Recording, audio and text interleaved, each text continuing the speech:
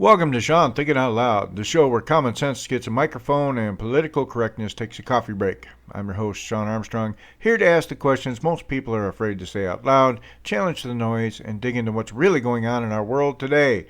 Whether it's politics, culture, or just the crazy headlines of the week, we're cutting through the spin, calling out the nonsense, and having some fun along the way. So grab your coffee, turn up the volume, and let's think out loud together.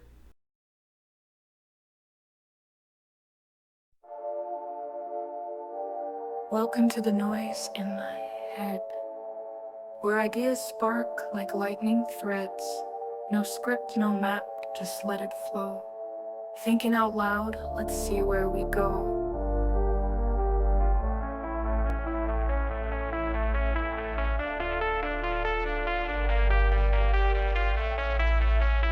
Welcome to the noise in my head, where ideas spark like lightning threads.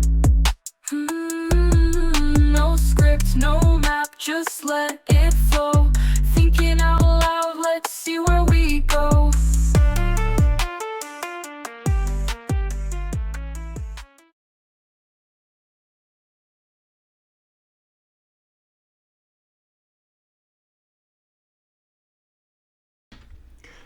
Welcome back to Shawn Thinking Out Loud, where I say what everyone else is thinking, just louder. So, some guy online hit me with Proverbs chapter 26, verse 4. Answer not as a fool according to his folly. Cute. But then I remembered Proverbs chapter 17, verse 28. Even a fool, when he holds his peace, is counted wise. So, silence might have been your best move, my friend. While you're out here quoting verses, I'm out here writing books about them. Unveiling the divine, the final days of Jesus Christ, veils of prophecy. You throw shade, I drop scripture with citations. Look, I'm not here to argue, I'm here to wake people up. Because faith without thought is fanaticism, and thought without faith is just noise. This is Shawn Thinking Out Loud, where the truth doesn't whisper, it preaches.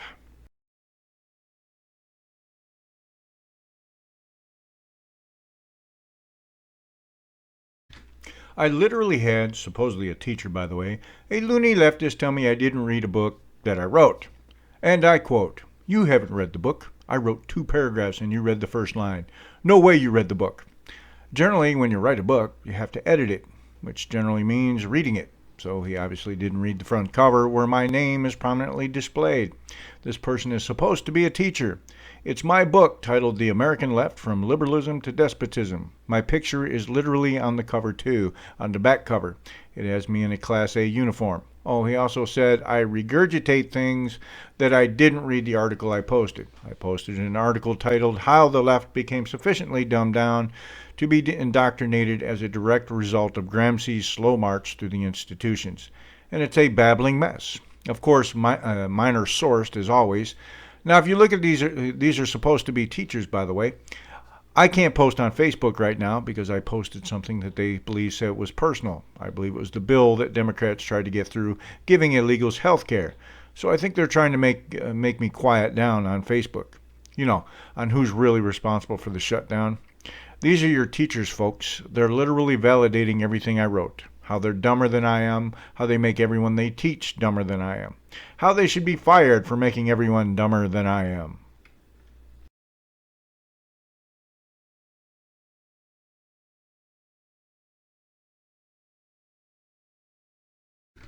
Welcome back to Shawn Thinking Out Loud, where we cut through the noise and get to what's really happening in America. Now that we've seen the Mamdani mayoral win, a symbolic victory for progressive politics, it's time to talk about what's really reshaping the country, and it's not campaign slogans, it's migration. Quiet, consistent, and powerful, people are voting with their feet.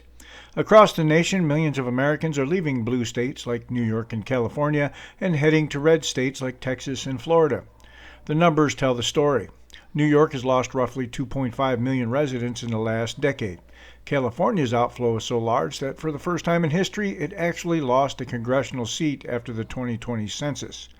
Meanwhile, states like Florida, Texas, and Tennessee are booming. Why? It's simple. Cost, culture, and control. People are tired of being taxed to death, told how to live, and punished for wanting to keep more of what they earn. Let's talk about economics. When high earners and entrepreneurs leave, they take their tax revenue with them. Look at Ken Griffin, billionaire hedge fund manager. He moved his entire operation from Chicago to Miami, and just like that, Illinois lost hundreds of millions in annual tax revenue. Multiply that by thousands of smaller business owners doing the same thing, and blue states are literally bleeding their budgets dry. Meanwhile, Florida's economy is booming. Texas has more financial service jobs now than New York. The wealth is shifting, and so is the power. But here's the political twist. These moves don't just change zip codes, they change voting maps. Red states are gaining population and representation, blue states losing influence. And that means the same progressive policies driving people away may end up weakening the very political strongholds that created them. Now, the challenge is this. Can red states absorb this growth without losing the very values that attracted people there in the first place? Or will they slowly turn purple and eventually blue as newcomers bring their politics with them? It's also about education and ideology. Our schools have done a great job teaching people what to think, not how to think. Younger voters, shaped by debt, activism, and disillusionment, are turning towards socialist-style policies that promise fairness but deliver dependency. We've seen this before. It's the same idealism that crashed economies in Europe and Latin America. Remember when New York had Giuliani, a city that cleaned up, prospered, and worked because leadership mattered and accountability existed. That's what's missing now. So what's next? If blue states double down on high taxes, overregulation, and ideological governance, the exodus will continue, and so will the divide. America's economic gravity is shifting south and inland. The new centers of innovation and opportunity aren't New York or San Francisco, they're Austin, Nashville, Miami, and Tampa. This migration is more than movement, it's a referendum, a living, breathing vote against policies that don't work. So as cities like New York celebrate leaders like Mamdani promising a new wave of progressive reform, remember this. Ideology sounds good until the moving trucks start rolling. People aren't leaving because they hate their hometowns. They're leaving because they can't afford to stay. I'm Shawn Armstrong, and this is Thinking Out Loud. Danger doesn't always come announced, and when it does, it doesn't care who you are. That's why I wrote Self-Defense for Everyday People. Be a sheepdog, not a sheep. This isn't a martial arts manual or a Hollywood fantasy. It's a practical guide for real people, men, women, and seniors, to recognize danger, de-escalate conflict, and when necessary, defend themselves with confidence and purpose. You'll learn how to read body language, stay situationally aware, choose the right self-defense tools, and create your own personal safety plan. Because self-defense isn't just about throwing punches, it's about mindset, awareness, and survival. It's time to stop living afraid and start living prepared. Self-Defense for Everyday People, available now from Super Gringo Books on Amazon and Google Play. Because it's better to be a sheepdog than a victim.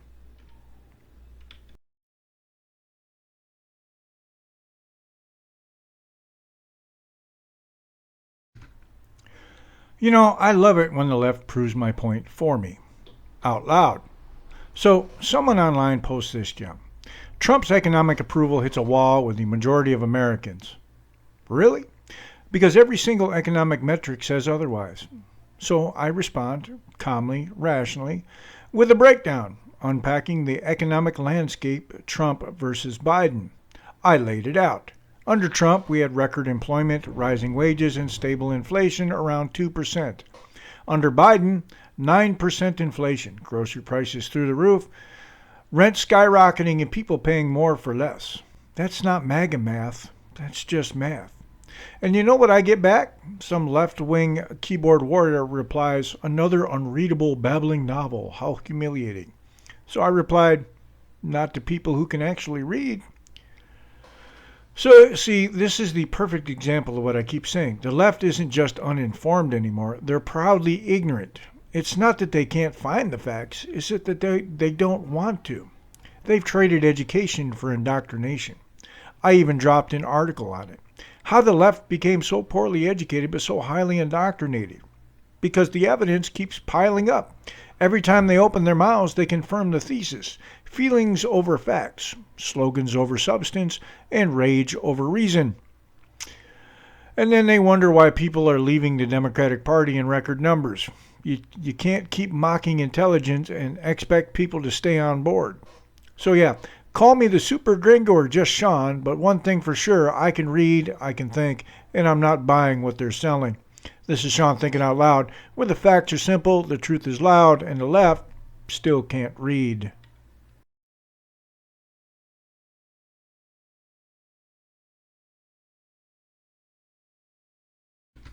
All right, folks, let's talk about something I've noticed. We've gone from smartphones to dumb people. Remember when technology was supposed to make us smarter? Yeah, me neither. We now live in a world where people can Google anything and still know nothing. You've got folks walking around with a device in their pocket that can calculate the distance to Mars, but they can't figure out how to use a turn signal. People used to ask deep questions like, what's the meaning of life? Now it's, why won't my AI girlfriend text me back? We're living in a golden age of stupidity, folks. We've got smart TVs, smart cars, smart homes, and people so dumb they think Wi-Fi comes from the moon. And have you seen the latest trend? Folks are now filming themselves doing everything. You can't buy a gallon of milk without someone making a TikTok about it. Hey guys, welcome to my milk haul, sponsored by Oat. Meanwhile, the same people can't change a tire, cook an egg, or hold a conversation longer than a YouTube ad. We've replaced wisdom with Wi-Fi, critical thinking with autocorrect, and now if your phone dies, you might as well dig a hole and climb in because half the population can't function without GPS, Google, or Instagram validation. I saw a guy last week ask ChatGPT if he should break up with his girlfriend. That's right, artificial intelligence is now handling human emotions. At this rate, Siri's going to need therapy. Look, I'm not anti-tech. I love my gadgets, but when your brain gets less RAM than your iPhone, it might be time for a reboot.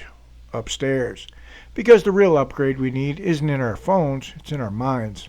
This has been Shawn Thinking Out Loud, reminding you that the problem isn't technology, it's user error.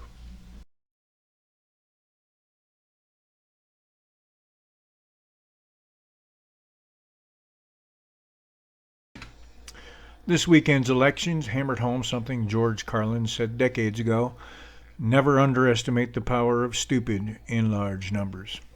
And boy, wasn't he right. So I asked my buddy, you know him, the grumpy farmer, I said, hey man, are you planning to donate some of your crops to those new government stores they're opening up in New York City?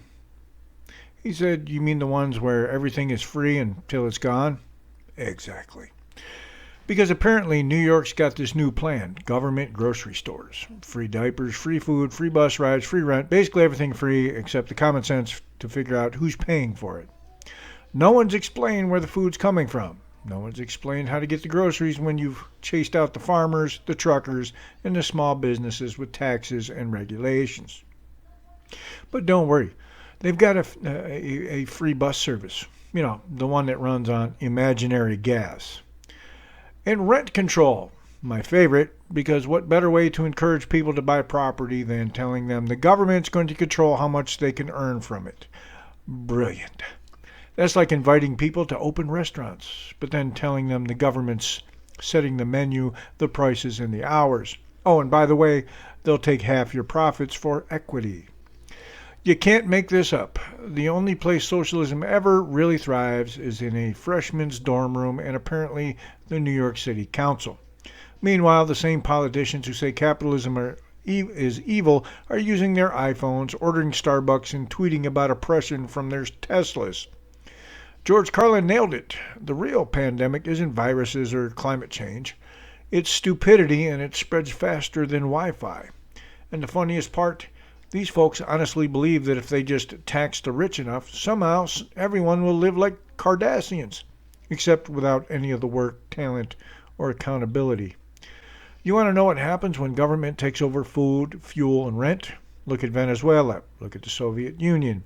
The line for bread gets longer, the shelves get emptier, and the excuses get dumber. So yeah, once again, Carlin's proven right. Never underestimate the power of stupid in large numbers, especially when those numbers are called voters. This is Shawn Thinking Out Loud, where we still believe in freedom, common sense, and doing the math before making the promise. Really fucking stupid. Did you ever notice that? How many really stupid people you run into during the day? God damn, there's a lot of stupid bastards walking around. Carry a little pad and pencil with you. You wind up with 30 or 40 names by the end of the day. Look at it this way. Think of how stupid the average person is, and then realize half of them are stupider than that. And it doesn't take you very long to spot one of them, does it? Take you about 8 seconds. You'll be listening to some guy. You say, this guy is fucking stupid.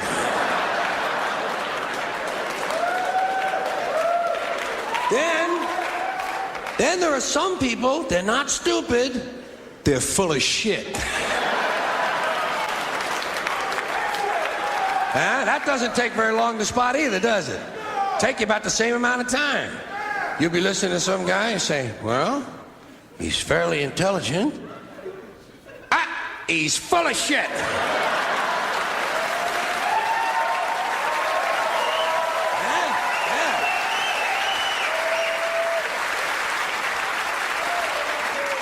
Then there are some people, they're not stupid, they're not full of shit, they're fucking nuts. Dan Quayle is all three. All three. Stupid, full of shit, and fucking nuts.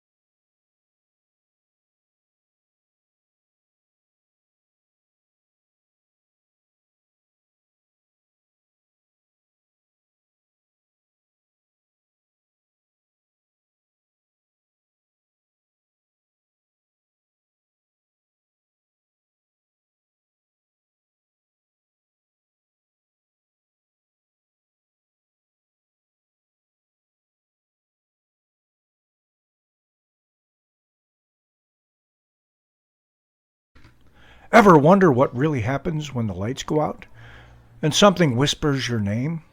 My new book, Whispers from Beyond, an in-depth exploration of ghost hunting and the art of demonology, takes you deep into the world where history, science, and the supernatural collide. From ancient rituals in Egypt and Greece to the modern EMF meters and EVP recordings of today, this book uncovers the tools, techniques, and truths behind ghost hunting and the darker study of demonology. I share real experiences from investigations across New York with Scientific Paranormal and the TAPS family, the same network that inspired television's most famous ghost hunters. Whether you're a believer, a skeptic, or just curious about what waits beyond the veil, this book will challenge what you think you know about life death, and everything in between. Whispers from Beyond, available now from Super Gringo Books on Amazon and Google Play, because some mysteries don't stay buried. They call to those who listen.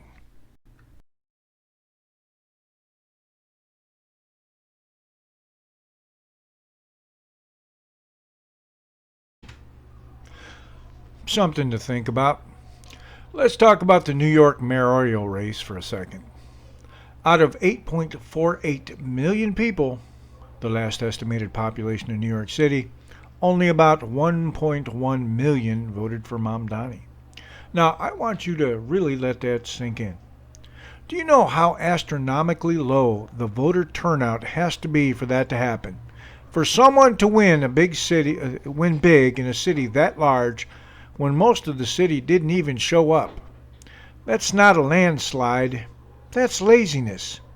The headlines will say, Mamdani wins in a landslide. But the truth, he didn't win because he inspired people. He won because of the rest of the city couldn't be bothered to vote. And that right there is the real problem. We keep complaining about who's in charge, but half the country treats Election Day like a national nap. We don't lose our cities to corruption overnight. We lose them to apathy. 8.5 million people in only a fraction decided the future of one of the most important cities in America. Democracy doesn't disappear when bad people take power. It disappears when good people stay home. So next time you see a so-called landslide, don't just look at who won. Look at who didn't care enough to show up. This is Shawn Thinking Out Loud, where we call it what it is, not a landslide, just laziness.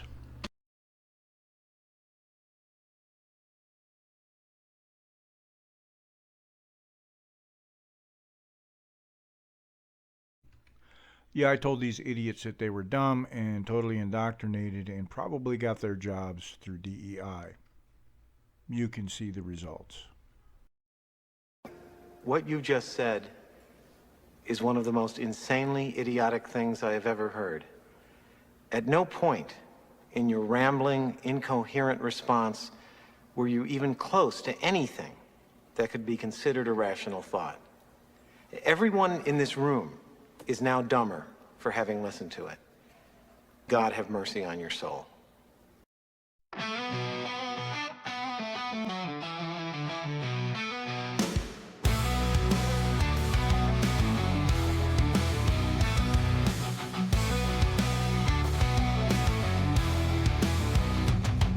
Stumble through the streets, heads full of empty dreams, chasing shadows, chasing schemes. Talk loud like they know, but nothing real ever shows. Hollow words they throw. Fools operate, marching blind, no clue, no truth to find. Fools operate, wasting time. Build castles out of sand, slip right through their hands. No roots, no solid land. Claim they've got the key, but can't unlock what they can't see. Blind to the irony. Fools operate, marching blind, no clue, no truth to find. Fools operate, wasting time.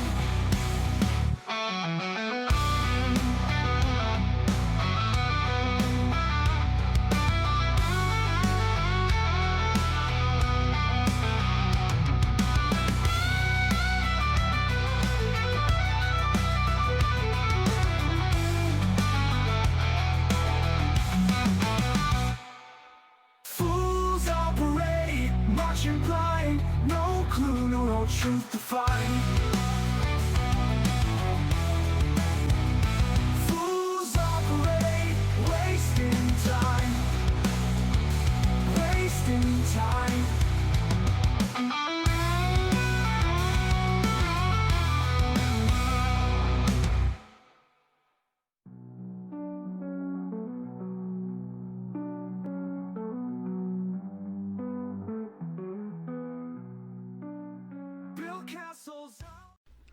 Well, Stephen, first off, I appreciate the passion. Really, you came in swinging like this was a PhD dissertation and a bar argument at the same time. Now, I'll start by pointing out the part that made me laugh. You accusing me of not reading the book I wrote. That's like telling Gordon Ramsay he doesn't understand his own recipe. Buddy, I seasoned it, I cooked it, and I served it, and you just sniffed the lid and started Yelp reviewing.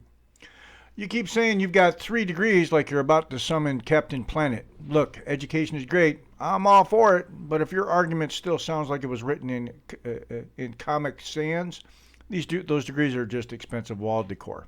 And the copy and paste accusation, my guy, I literally wrote the original material. You can't accuse Shakespeare of plagiarizing Hamlet. You're out here calling people cult members while unironically preaching unity from a soapbox of superiority.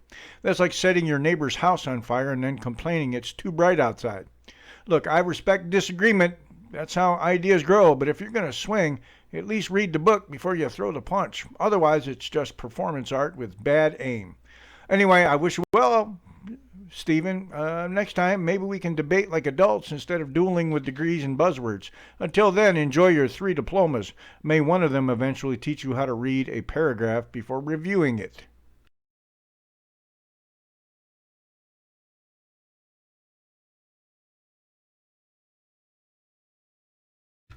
Hey everyone, welcome back to Shawn Thinking Out Loud. Today we're talking turbulence, not just in the skies, but in Washington.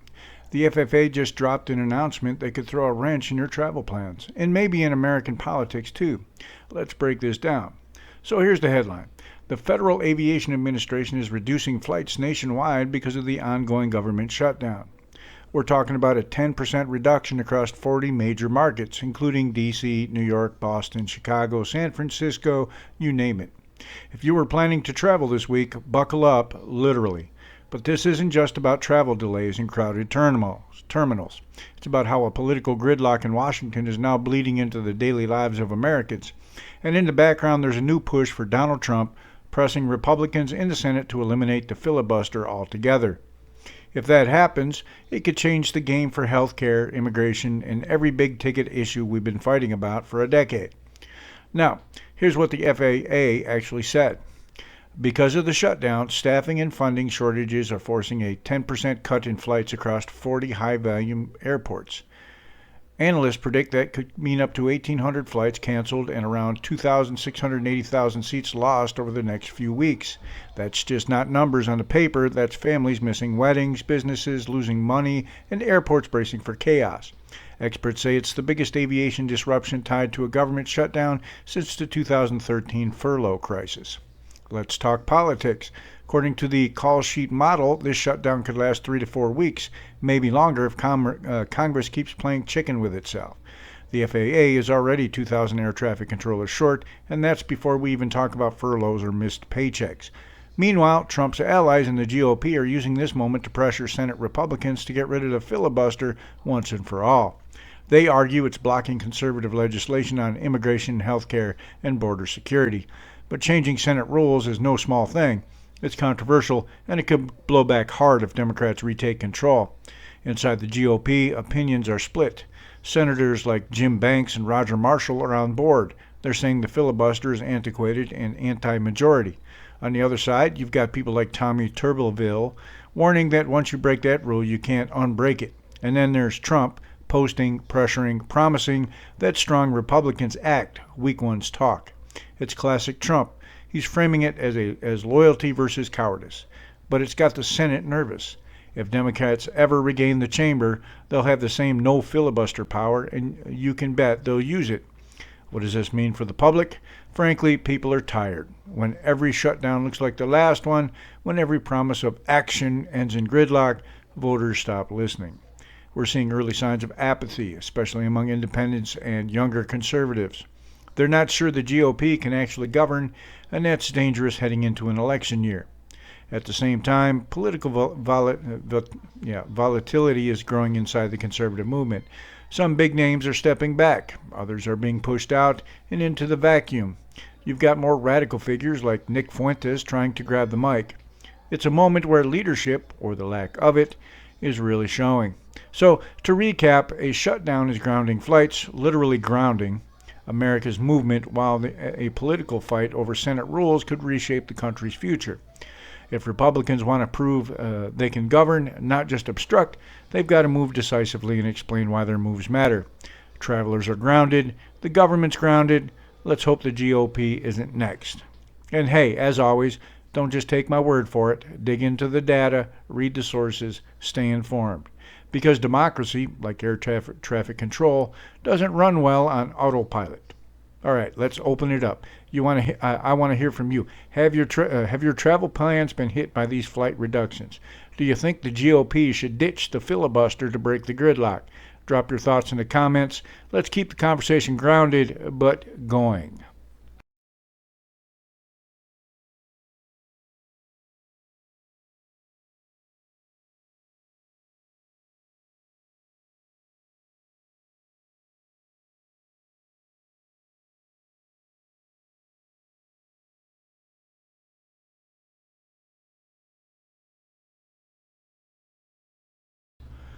So I just had my Facebook account locked by Facebook. I assume because I was calling out the groomers, the loony leftist groomers, the ones that are teaching kids who are just claiming that they just want to live. But yeah, anyway, it's been. I assume one of them said this can't be a real account. They flagged it. Of course, if you're speaking the truth, they, generally do that. This is not the first time. This is not my first account that I've lost as well. So, for those of you who are confused, if you're wondering what fascism really looks like, that's it. When you can't counters, either you shoot the person holding the microphone, or you simply take away their ability to say what they were saying. That's fascism.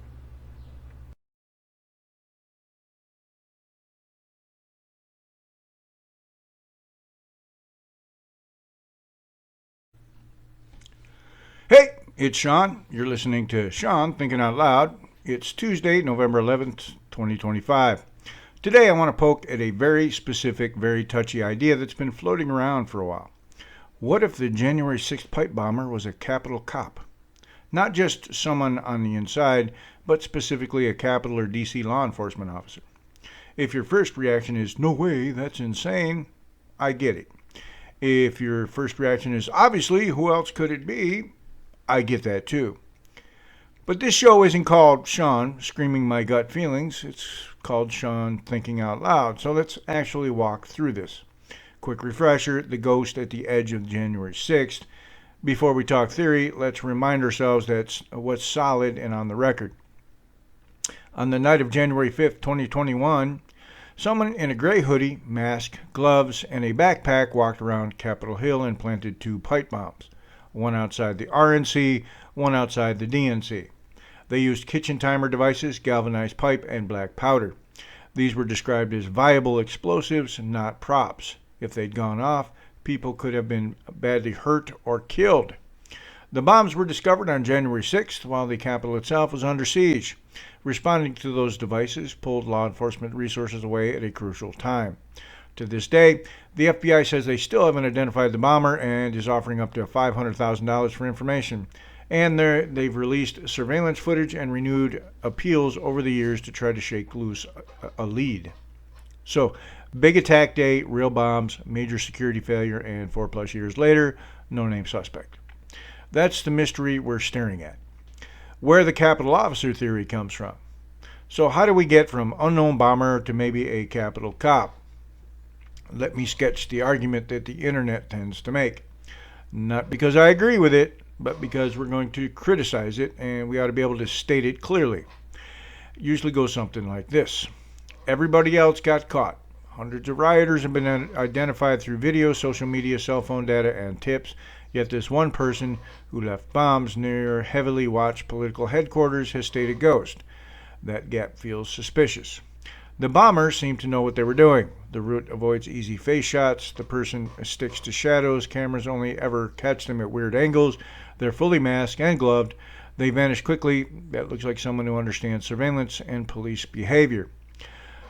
They had to know the area and security patterns. The devices are placed in spots that are significant but not so obvious that some random tourist would trip over them in 10 seconds.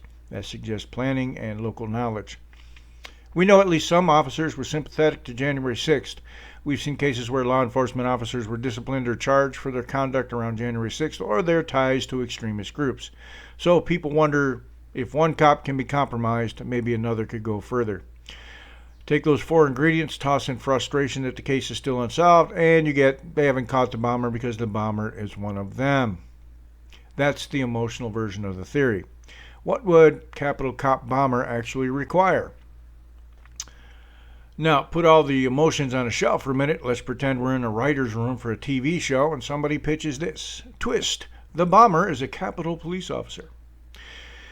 What has to be true for that twist to work? The officer would need bomb-making skills or access to someone who has them. They'd need time and privacy to build devices, plus a way to practice without drawing attention. They'd need to be able to move around D.C. the night of January 5th without their phone betraying them, or they'd need the technical chops to spoof or disable tracking in a way that fooled federal investigators. That one's actually so easy. It's called a burner phone. If Antifa can do it, a cop can do it. They'd need no one in their life, no spouse, no friend, no coworker, to notice suspicious behavior before or after. And on top of that, they'd need 4 years of airtight silence from everyone around them, while the biggest law enforcement dragnet in recent U.S. history keeps grinding away. Is that impossible? No. Is it easy? Also no. If the bomber were a Capitol officer, that would be a massive scandal of the kind that leaves a paper trail, angry ex-friends, weird bank charges, weird internet searches, something. The longer this goes with zero public hint that a specific officer is under suspicion, the more we should ask, is this actually where the evidence points or just where our frustration points?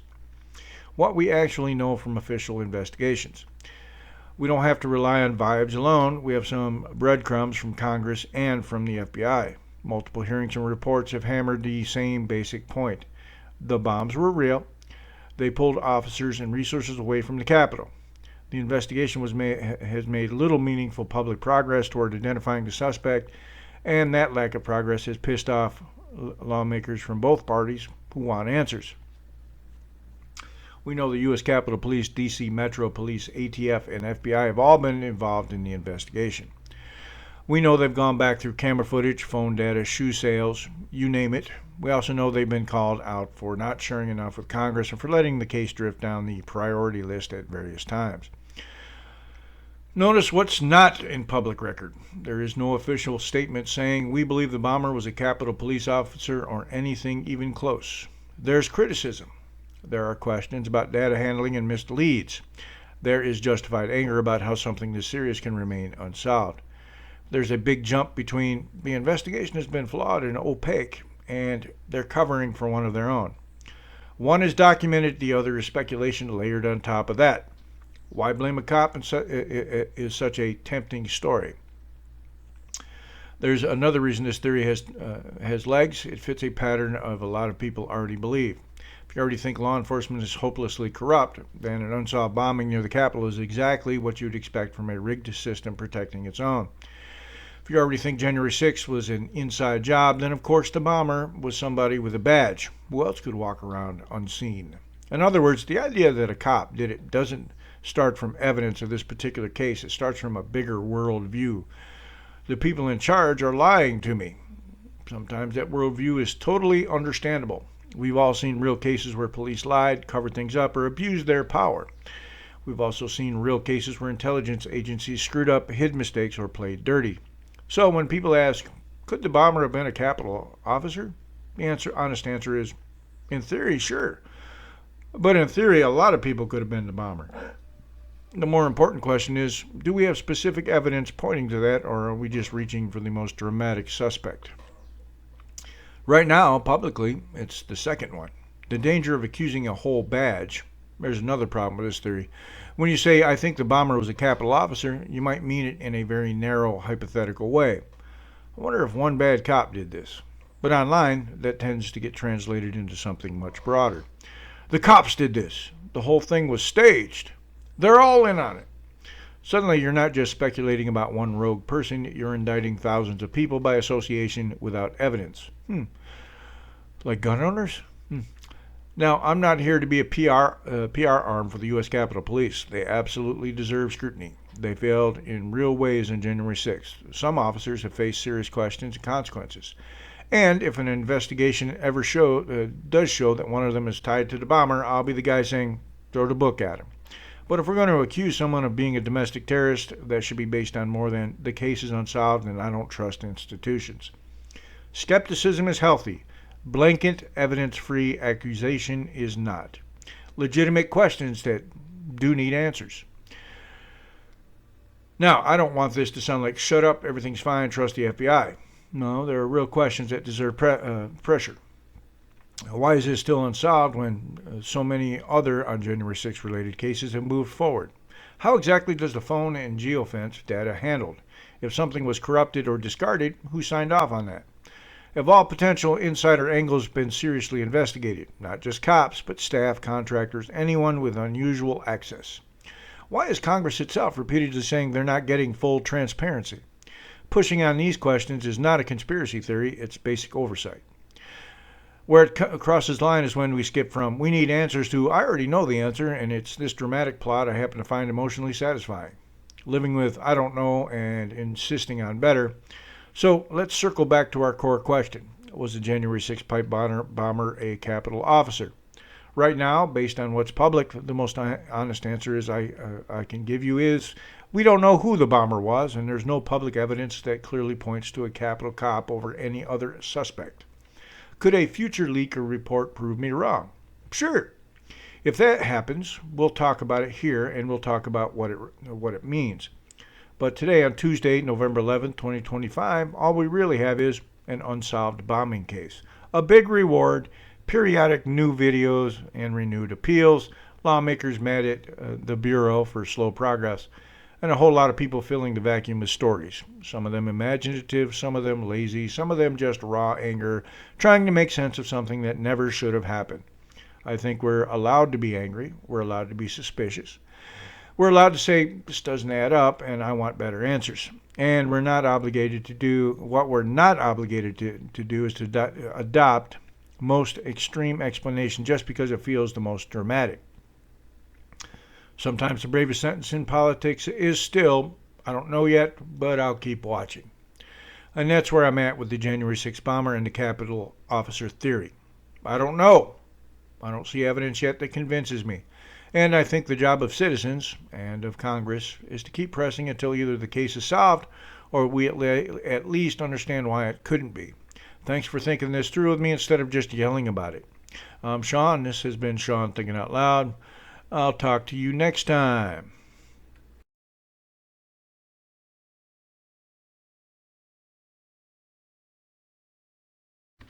All right, it's a Super Gringo, Shawn Armstrong, and today I want to talk to you through a lovely little YouTube tango I had in the comment section.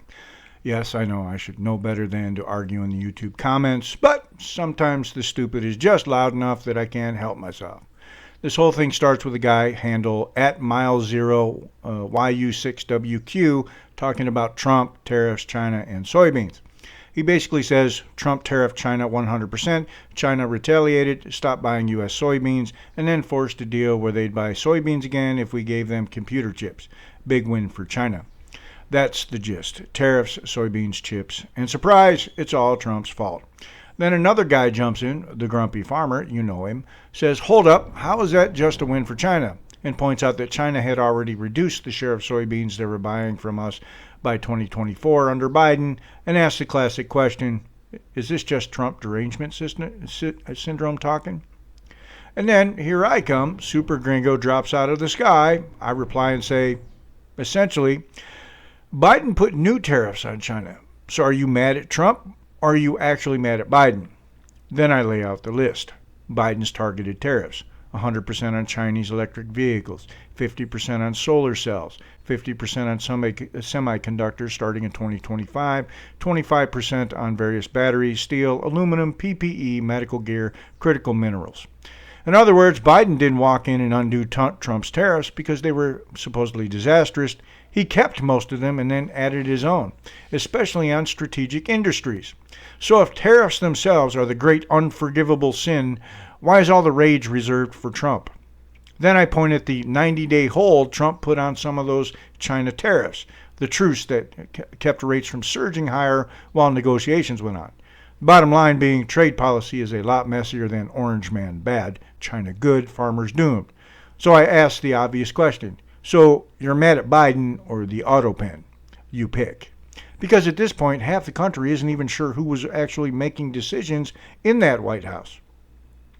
Now, instead of engaging with any of that, our friend at mile zero swings back to his original line. The damage was already done by Trump. No acknowledgement that Biden kept tariffs. No acknowledgement that Biden piled on more. No nuance about soy exports going up, down, changing by year, or how trade wars involve both sides playing games. So yeah, I get a little spicy.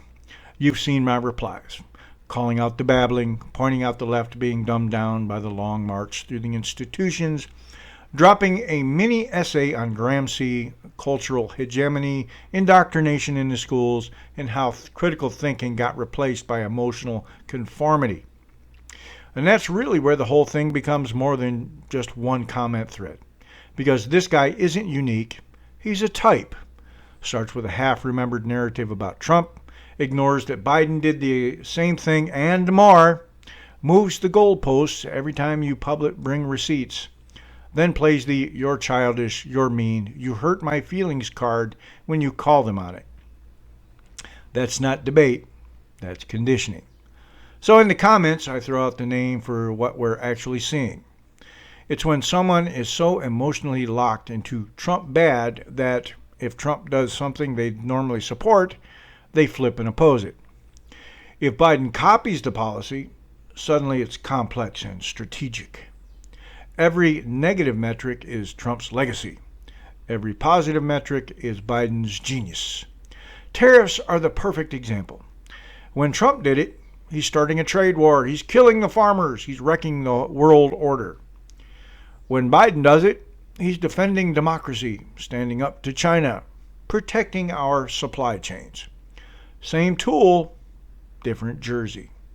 One gets called a disaster, the other gets a think piece in the Atlantic about smart industrial policy. That's turd. Facts become decorative. The emotional script is what matters. Now, am I having fun? Yeah, I wrote, if you don't want to be called stupid, shocker, don't say stupid stuff. And I stand by the energy of that. But there's a serious point underneath the sarcasm. Because while people like at mile zero are absolutely convinced they're just stating facts, they're actually doing something else. Cherry-picking one part of the Trump-China saga, leaving out the bailouts, the negotiations, the retaliations, the long-term shift to South American soybeans, and the way Biden doubled down on parts of the same policy. Pretending it all fits in a meme. Trump bad, China win, farmers victim case closed. Meanwhile, China isn't sitting there crying over mean tweets. They're playing a long game on trade, tech, and strategic sectors. They'll buy soybeans from whoever suits them. The U.S., Brazil, Argentina, whoever. And they'll leverage access to their market to try to pry chips, tech, or concessions out of anybody dumb enough to play ball. So when somebody proudly says China got the computer chips, big win for China, like that's just some neutral observation. Yeah, I'm going to push back. Because at that point, you're just stating facts. You're not just stating facts. You're celebrating a geopolitical own goal and blaming the guy who at least tried to push back on them. And this is exactly why I wrote From Jobs to Justice, the Trump era examined under Super Gringo books. Because if you only listen to the pre-chewed narratives, you'll never see the real numbers behind employment and wages, the actual impact of trade policy across different sectors, the way media framing shapes what you think you know. So when I get into it with people like at mile zero, yeah, I'm snarky. But underneath it, I'm trying to drag the conversation back to what actually happened. What did Trump do? What did Biden do? Who benefited? Who paid? If that interests you, the book's out in the paperback, Kindle, and audiobook. Links are in the show notes. In the meantime, if you're going to jump into my comments with half a headline and no context, don't be shocked when Super Gringo shows up, cape on, coffee in hand, ready to say no. Next. I'm Shawn, the Super Gringo. You're listening to Thinking Out Loud. Stick around, we've got more to come. Hey, it's Sean Armstrong, the Super Gringo, and if you like your fiction dark, fast, and just a little too close to reality, I've got something for you. My thriller, Shadow Protocol. This isn't a capes and laser sci-fi story. It's a boots on the ground, eyes in the sky black ops thriller about what happens when the people who run our wars and our data decide the rules don't apply to them anymore. In Shadow Protocol, secret programs, off-the-books operations, and weaponized tech all collide. The question isn't just who's pulling the strings, it's whether anyone left is still fighting for the truth or just for survival. If you're into shadowy agencies and back-channel deals, high-tech surveillance and digital sabotage, political intrigue, double-crosses, and trust-no-one energy, then Shadow Protocol is your next read. It's available now from Super Gringo Books in paperback and ebook, so whether you're turning pages or swiping screens, you're covered. Hit the link in the show notes, grab Shadow Protocol, and step into a world where one bad decision at the top can burn the whole thing down. I'm Shawn, the Super Gringo. Now back to the show.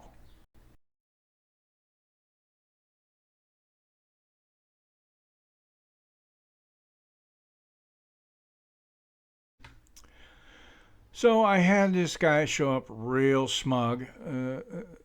I see you changed your profile picture just in time for Veterans Day. Oh, and you're a racist. That's his opening move. No hi. No, thank you for your service. Just straight to racist. These people really need to learn how to click view profile before they start babbling. So I fire back, yeah, I changed my picture just in time for Veterans Day because, you know, Brazilians are famous for throwing huge parades for American military holidays. I live in Brazil, genius. And then I add, also, don't tell my wife I'm racist. Shh. It makes evening meals a little awkward. Because my wife happens to be brown. And personally, I don't think she'd look good any other color. I can't picture her as some pale Irish redhead. She's exactly how she's supposed to be, and I wouldn't change a thing. But anyway, Captain Keyboard Warrior keeps yapping, so I decided to raise the stakes. I drop a link to my book on the Second Battle of Ramadi.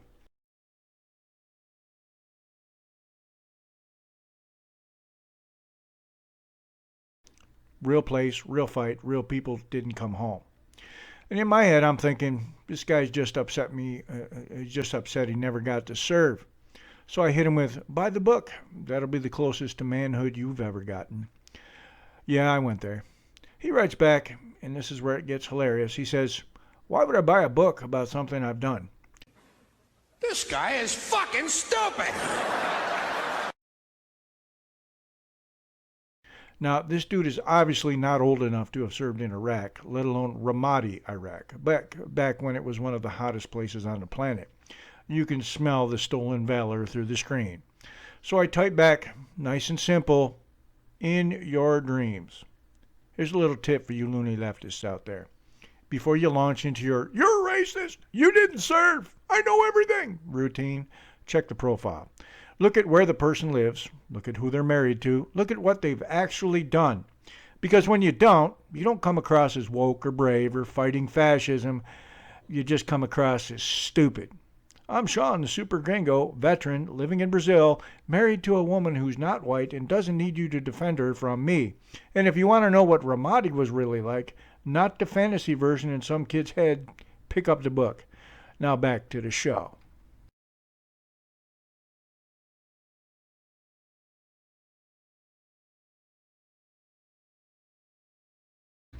Hey, it's Shawn, the Super Gringo, and I think I need to explain something here. Now, I'm married, happily, but I had to leave the country to find someone worth marrying. That's how bad things have gotten in America.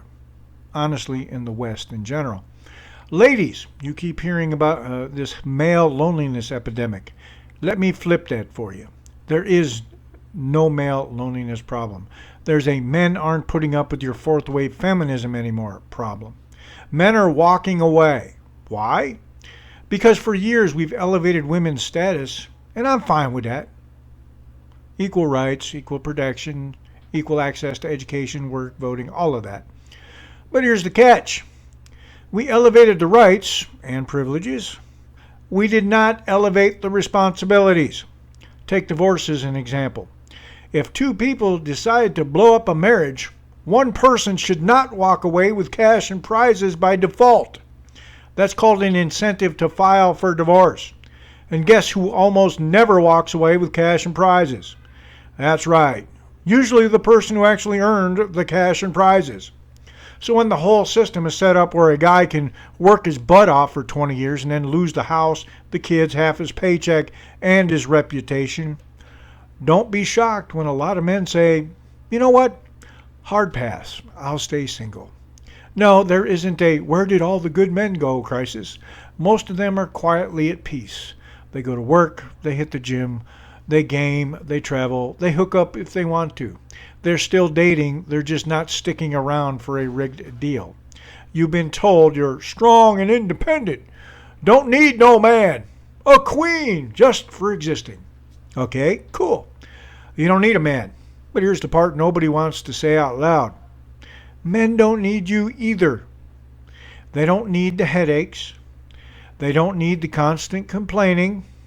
If a guy's already cleaning his own house, cooking his own food, and paying all his own bills, what exactly are you bringing to the table besides drama and demands?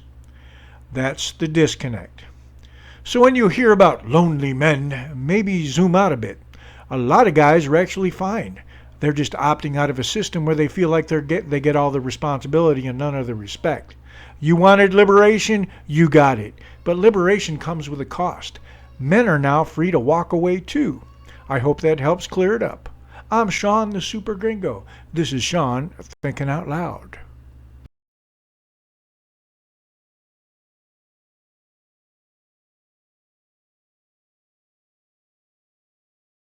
All right, folks, let's get into it. Today we're talking about one of the biggest political soap operas in modern American history, the Russia conspiracy narrative, and how names like John Brennan, Hillary Clinton, and the so-called intelligence community ended up right in the middle of it. Now, this isn't about defending Trump or worshiping Hillary. This is about breaking down what actually happened, who made what moves, and what it did to the country in the process. Because this story, the Russia collusion narrative, wasn't just a headline. It shaped elections, wrecked trust, and rewired how Americans see their own democracy. Before the 2016 election, the narrative machine went into overdrive. The claim? Donald Trump's campaign was secretly working with Russia to rig the election. The target? Public trust. The timing? Perfect, right when Hillary's own scandals were catching heat. And sitting in the middle of it all, John Brennan, then the CIA director, a man who was supposed to protect America from disinformation, not help spread it. Let's call out the cast here. Hillary Clinton, who needed a narrative strong enough to deflect from her own email investigation. John Brennan, the CIA director who briefed President Obama and others about Clinton's alleged plan to link Trump to Russia. James Comey and James Clapper, who kept the intelligence gears turning. And yes, President Obama, who was briefed on this entire strategy as early as mid-2016. Then came the Steele dossier, that infamous opposition research file full of unverifiable claims. It wasn't solid intel, it was a political weapon dressed up as intelligence. And the worst part, it was used anyway, pushed into FBI files, cited in warrants, and spoon-fed to the media. From that point forward, the story became gospel in certain circles. Trump was a Russian asset. The election was stolen by Moscow, and anyone who questioned it was labeled a traitor or a fool. Brennan himself later admitted he pushed for the Steele's dossier's inclusion in intelligence assessments, even when others inside the agency raised red flags. Why? Politics, plain and simple. For 4 years, Russiagate dominated headlines, fueled investigations, and hung like a cloud over the presidency. Millions of taxpayer dollars, 2 years of the Mueller investigation, and at the end of it, no collusion. Now, let's talk about the media. CNN, MSNBC, they ran with this narrative 24/7. Every headline, every segment, Russia, Russia, Russia. Meanwhile, conservative outlets like Fox News and Newsmax questioned it and got blasted as propaganda. And here's the irony. When actual disinformation, the Steele dossier, fell apart, there was no retractions, no apologies, no accountability. Polls later showed that nearly half of the Democrats still believe Trump's campaign definitely colluded with Russia, even after official investigations said otherwise. That's not politics, that's narrative conditioning. And this is where it gets serious. When you weaponize conspiracy theories at the government level, when intelligence agencies become political tools, you don't just attack one man or one party, you undermine faith in the entire system. Think about it. If the public can't trust the CIA, the FBI, or the press to tell the truth, how does democracy survive? Add in the modern twist, social media, censorship, algorithmic manipulation, and a handful of tech giants deciding which truths are safe enough to see. Even Elon Musk's takeover of Twitter peeled back that curtain, showing how deep government influence had gone in shaping online narratives. So what does this all mean? It means that in 2016, politics and intelligence merged in a way we've never seen before. It means the Russia narrative wasn't just a story, it was a weapon. And it means that unless we start demanding accountability and transparency from people who control the flow of information, it'll happen again. The point isn't whether you love Trump or hate Hillary. The point is whether the truth still matters when the most powerful institutions in the country decide to play politics.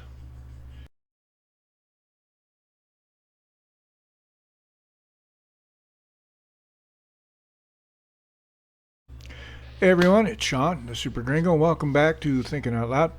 The government shutdown is finally over, and here's what's wild about it. Republicans stood their ground, Democrats blinked first, and at the end of the day, they didn't get a single concession. Zero. Nothing. This whole shutdown was supposed to be about fighting for working families and protecting health care. That's the spin. When you peel back the layers, it wasn't about keeping the lights on. It was about forcing extra funding into the budget for two things: subsidies for the Affordable Care Act and expanded medical coverage for illegal immigrants. That's right, Democrats were holding out for taxpayer-funded health care for people who aren't even in the country legally. Now, let's be clear, the government reopened, but not one of those demands made it into the deal. And this part still kills me. They're fighting to subsidize something literally called the Affordable Care Act.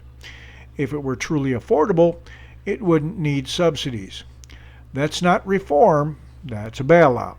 They built a healthcare system too expensive that taxpayers have to keep paying for it twice, once in premiums and again in subsidies. And they wanted to pile illegal immigrant coverage on top of it. It's like trying to patch a sinking boat by adding more holes. So after all the finger-pointing, press conferences, and political theater, Democrats folded. They voted to reopen the government without new subsidies, any guaranteed funding for illegal immigrant health care, or any major policy win at all. And yet, if you turned on the news, you'd think they just saved democracy. The media loves to sell defeat as compromise, but the scoreboard doesn't lie. Here's the takeaway. When you walk into a negotiation demanding policy changes and walk out with nothing, that's not bipartisanship. That's capitulation. And when those negotiations involve your tax dollars, it matters. Because every time they cave, the bill comes back to you, the person who actually has to pay for all this affordable nonsense. If your representative tells you they're fighting for you, don't listen to their speeches, look at their results. They gave up the right for health care subsidies. The fight for health care subsidies. They gave up on funding for illegal immigrant benefits. And they reopened the government just to stop the bad headlines. So yeah, the shutdown's over, but America, you didn't win anything. If the Affordable Care Act were actually affordable, it wouldn't need subsidies. And if politicians actually fought for you, you wouldn't be paying for everyone else. I'm Shawn, the Super Gringo. Thanks for listening to Thinking Out Loud. Catch me every Wednesday at 7 p.m. Em mundo onde ideologias se chocam e os fantasmas da história ainda rondam o presente, surge uma obra que desmonta as ilusões e expõe as consequências do socialismo e do comunismo. A Bandeira Manchada de Sangue, o novo livro de Shawn Armstrong, leva você a uma jornada pelos bastidores dessas ideologias que prometeram igualdade, mas entregaram ditadura, opressão e sofrimento. Da Escandinávia ao Vietnã, cada capítulo revela a verdade por trás dos mitos, comparando o socialismo e o capitalismo de forma direta, objetiva e sem filtro. Você vai entender por que tantos países caíram sob regimes totalitários em nome de uma utopia que nunca se concretizou. Este não é um livro para os fracos de espírito. É uma leitura para quem busca a verdade, sem censura e sem maquiagem. A Bandeira Manchada de Sangue está disponível agora no Clube de Autores. Acesse clubedeautores.com/livro A Bandeira Manchada de Sangue e descubra o que a história tentou esconder de você. A Bandeira Manchada de Sangue, porque a verdade nunca foi vermelha.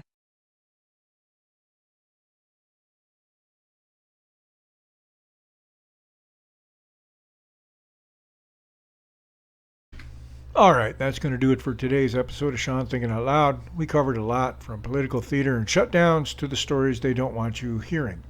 But remember, the goal here isn't to tell you what to think. It's to get you thinking for yourself. Because truth isn't found in headlines, it's found in history, context, and the courage to question everything. If you haven't yet, check out my latest book, A Bandeira Manchada de Sangue, available now on Clube de Autores. It dives deep into the real cost of failed ideologies and the power of free thought. And if you enjoyed the show, follow, share, and tune in every Wednesday at 7 p.m. You'll get the truth, raw and unfiltered, straight from the Super Gringo himself. Until next time, keep your mind sharp, your faith grounded, and your freedom non-negotiable. I'm Shawn Armstrong, and this has been Thinking Out Loud.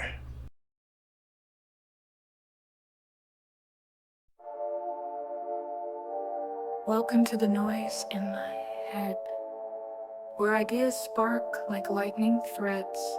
No script, no map, just let it flow. Thinking out loud, let's see where we go.